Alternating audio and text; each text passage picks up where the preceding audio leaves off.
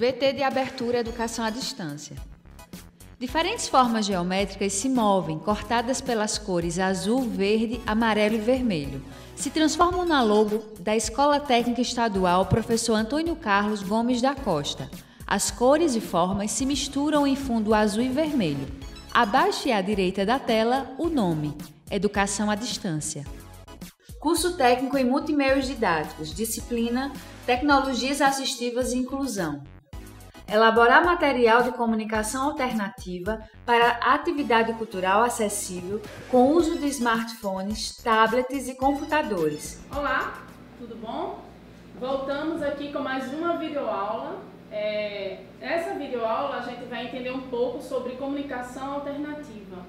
O nosso curso, através de multimeios didáticos, a gente pode entender um pouco mais sobre as tecnologias assistivas e inclusão. Nessa competência, a gente vai elaborar um material de comunicação alternativa para atividade cultural acessível com o uso de smartphones, tablets e computadores. A ideia é que a gente conheça muito sobre as questões da comunicação alternativa, porque é através dela que a gente vai se apurar de todas as informações teóricas e práticas das comunicações existentes, diferentes das comunicações normais que temos hoje em dia. Para a gente começar a entender um pouco sobre o que é a comunicação alternativa, eu quero que vocês compreendam o processo da comunicação. No início do desenvolvimento da comunicação, e aí a gente precisa pensar um pouco da nossa comunicação também, se colocar no lugar, a gente se utiliza de linguagens que a gente chama não verbal. E aí eu quero que você se lembre quando você era pequeno, ou você lembre de algum sobrinho ou filho seu, e identifique que a linguagem dele é, em geral, uma linguagem gestual e de expressões, né? Então, na linguagem não verbal, a gente se utiliza de imagens, figuras, desenhos, gestos, expressão facial, linguagem corporal, né? E a partir daí a gente começa a se comunicar com o nosso mundo, com o nosso meio, né? Como as crianças fazem em geral. Esse processo de linguagem não verbal, ele não é só próprio das crianças. Ele também tem uma característica das pessoas com deficiência, que no seu momento, ou no seu trajeto normal de comunicação, perdeu alguns desses processos. E aí ficam adolescentes e adultos com dificuldades de comunicação. Então, para isso, é importante que a gente entenda bastante sobre essa diferença da linguagem não verbal, porque é ela que vai mais nos ajudar nessa comunicação alternativa.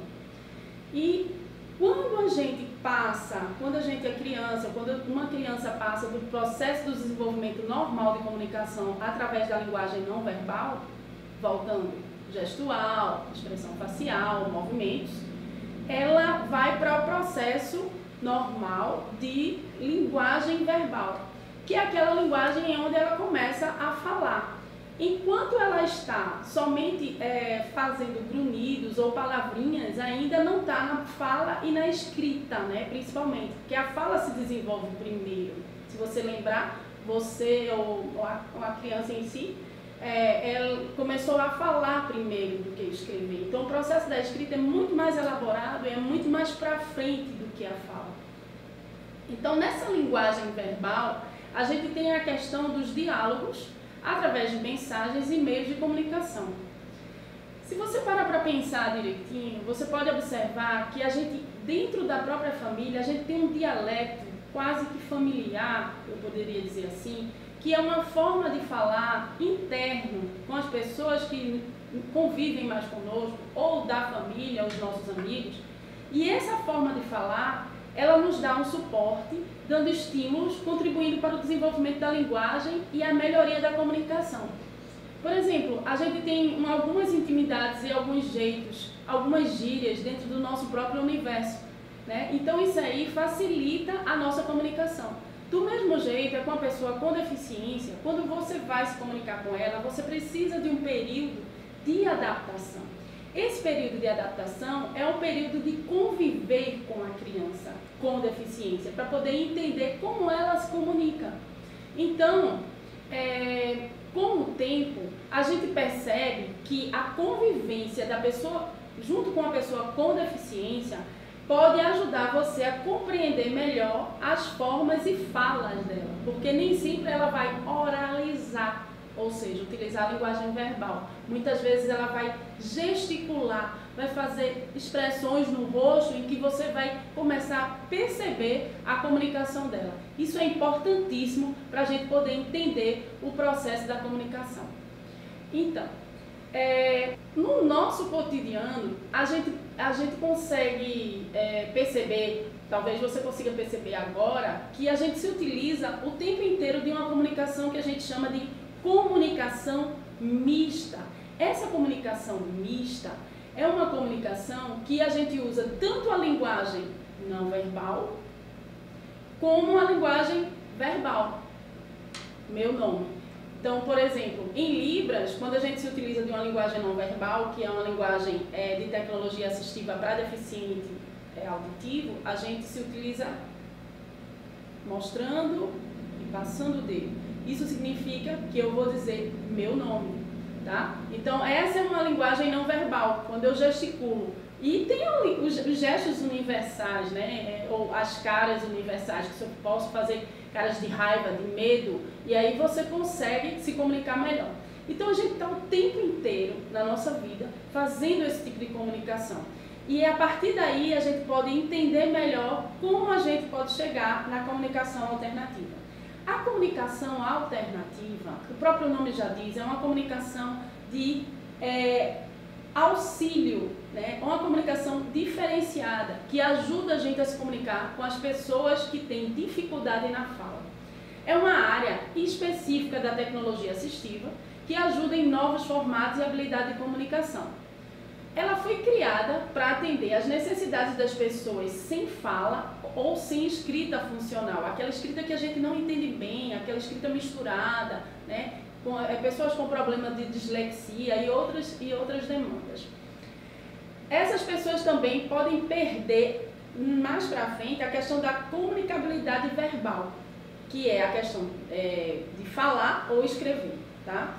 Então, no slide, você pode observar aí que a gente tem os tipos de comunicação, como caretas, você vê o bonequinho colocando a mão no ouvido e dando língua, puxando os olhos, fazendo caretas, bocejando com a boca aberta e os olhos sonolentos, fazendo bico, fazendo carinhas de nojo, carinha de espanto. Então, todos esses gestos são considerados comunicação não verbal.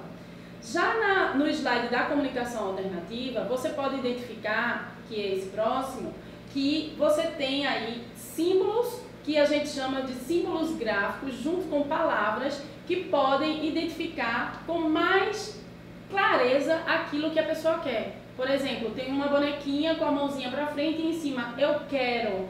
Tem um casal de crianças brincando e querem brincar. Então, essa é a comunicação alternativa usada através de símbolos. Elas precisam ter representações visuais, táteis ou auditivas, de uma imagem ou conceito.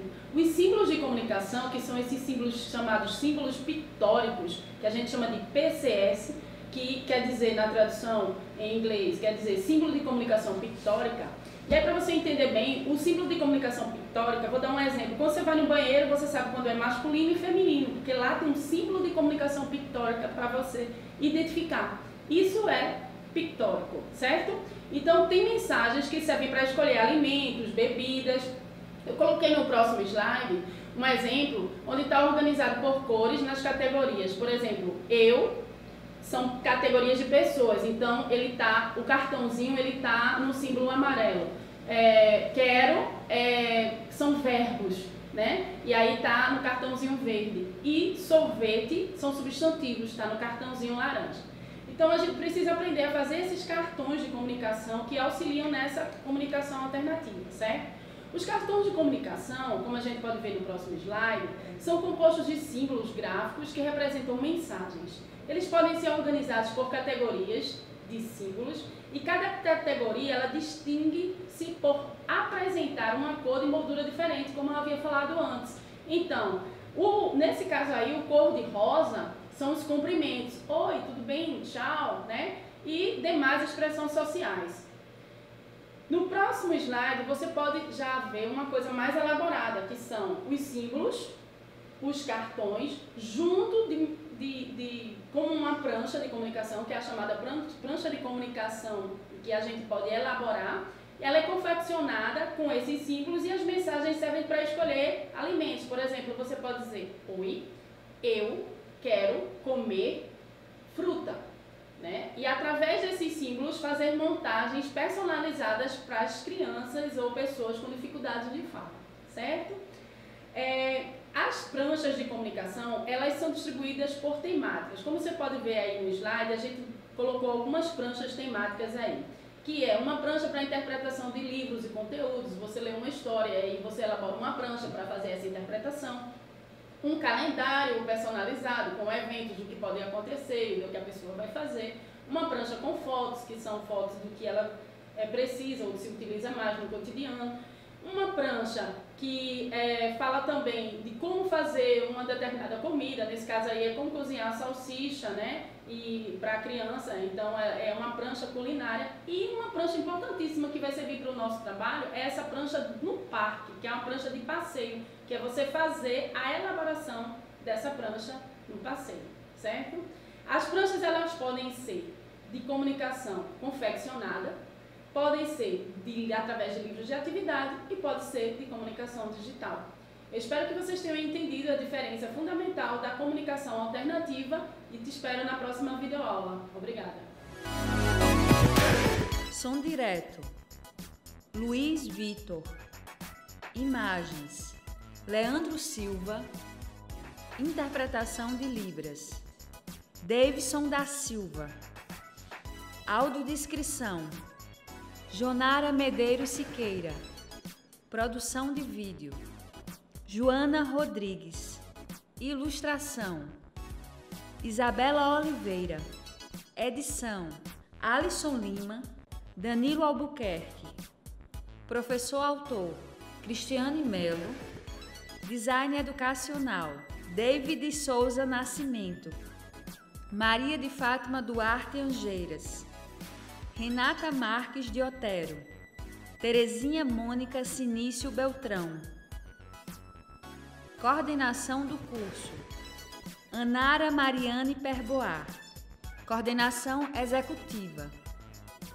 George Bento Catunda. Coordenação geral.